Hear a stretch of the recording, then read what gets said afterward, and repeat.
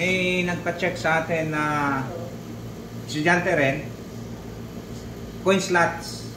So ang problema niya is no power. So ano ba ang madalas na issue dito pagka sinabi natin na no power?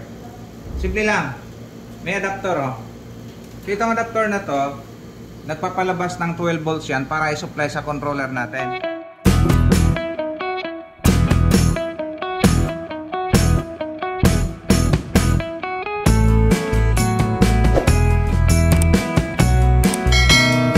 Ang gagawin natin para malaman kung talagang ano ang dahilan bakit walang power, i-check natin yung power switch, di ba?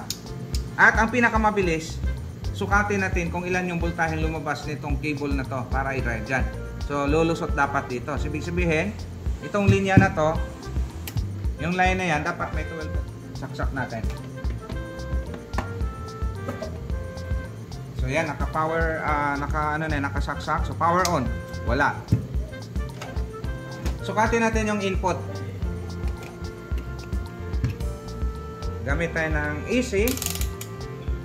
Input galing sa cordon. Ito yung input natin. Itong side na to. Kung makita dyan. Kita naman, di ba? Ito lang.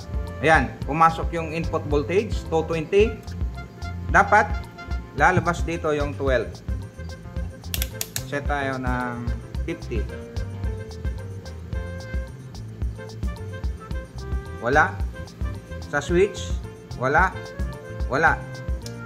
Oh, ibig sabihin, kaya walang power siya, sira yung adapter na to. So, hindi na kailangan i-repair to. Ang kailangan nito, palitan. Magkano lang naman ang ano nito.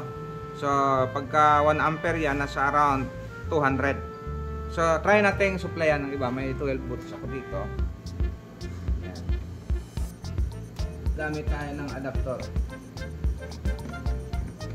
Ayan. So may 12 volts to. Pag gumana, ibig sabihin ayos na yan. Ayan, may 12. So para mapagana natin yan, para maka-access tayo doon sa positive, i-ground lang natin. Tapos tusok natin doon sa supply. Ayun. Gumana na. Ayan o. So ibig sabihin, ito ang sira. Kaya lang, wala. Hindi na nagpa-function to. So, palitan na lang to. Okay. Testing. Okay. Subukan natin, counter. Yun. 3 minutes. So, saka to, car wash. So, okay na. Check natin yung, kung gagana ba. Meron na siyang 220. 220. Output. Okay, nice. Okay, ayos na yan.